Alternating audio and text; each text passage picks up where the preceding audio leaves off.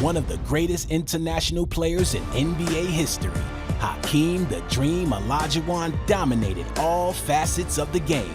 His post moves were textbook, and his rim protection was elite. A league MVP, Olajuwon was a 2-time Finals MVP, leading Houston to back-to-back titles. He's the first player to win the MVP, Defensive Player of the Year, a Finals MVP in the same season. Ladies and gentlemen, the Dream, Hakeem Olajuwon.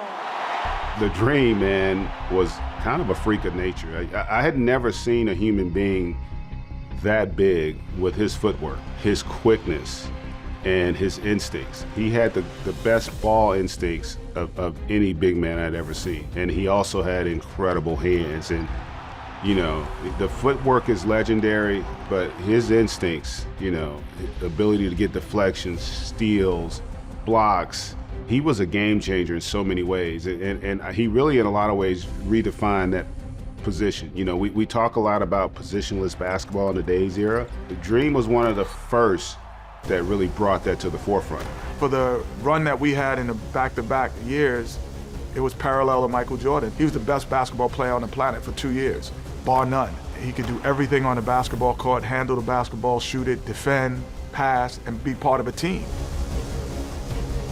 I've never seen a player as raw as he was from college, and then when he got to the league, was as polished as he was. Like, you know, you see raw guys and you say, okay, they're gonna have a wow. You know, they can't walk and chew gum at the same time, but that wasn't him.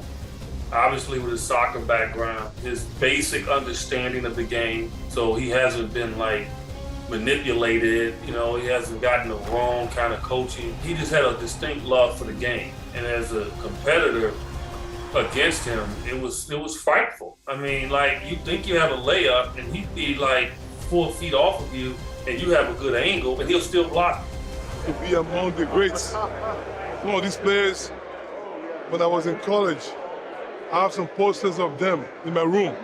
And now just to be in their company, it's overwhelming. He was a savant. I mean, he could pick up things as easily as anybody I know. You know, I had a little jump book that I've been working on for all my career. He told me one day, he said, Maxie, I'll have that tomorrow.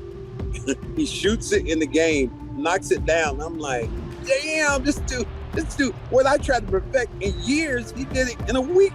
He just understood, and he played so well when you think about who he was. The first time I saw Hakeem Olajuwon, I was like, it's not human for someone that size and that agile, that ran like a deer, soft on his feet.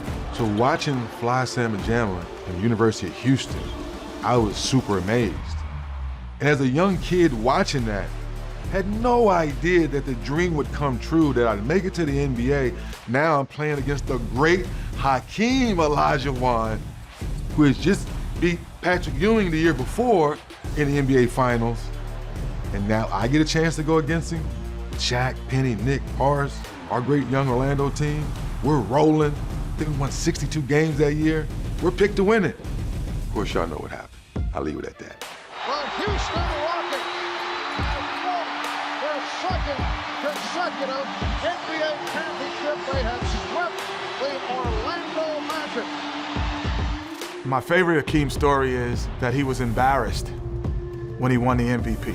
He wouldn't take the award until we all came out with him as David Stern gave him the MVP trophy, the commissioner at the time. If you look at the picture, Otis Thorpe is actually holding the award more than Hakeem because we all felt part of it as well. One of the true players that you love as a person and love to play with.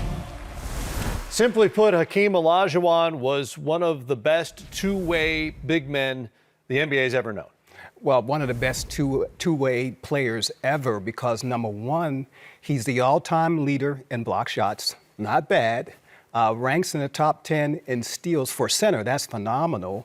And also with the Rockets, he was their go-to player offensively. There was like a 6 or 7 year stretch where he was averaging right around 26, 27 points. So, I mean, when you're talking about players who can make an impact on both ends, Hakeem Olajuwon's name's got to be right up there. And yet, with all those credentials, when you mention the name Hakeem Olajuwon, the first thing that comes to my mind is his incredible footwork. It's the dream shake. Just a lethal move, down low, mid-range jump shot. All of that was made possible by him playing soccer as a kid in Africa. So he brings that footwork to America to play basketball, made him a great player. What can you say? The man was the dream.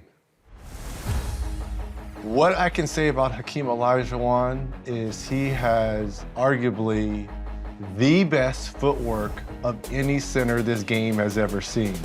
The inside, the outside jabs, beautiful balance.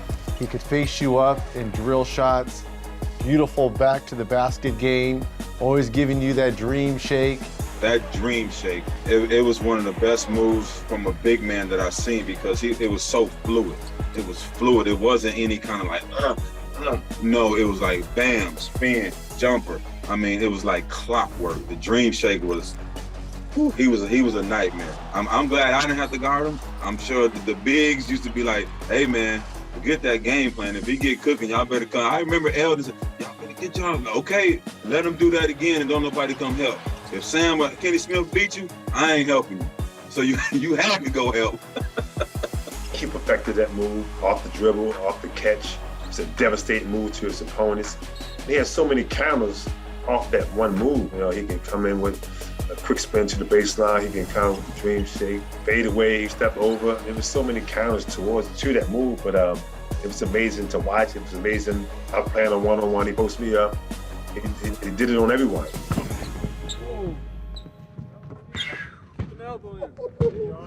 Oh man, you got a camera?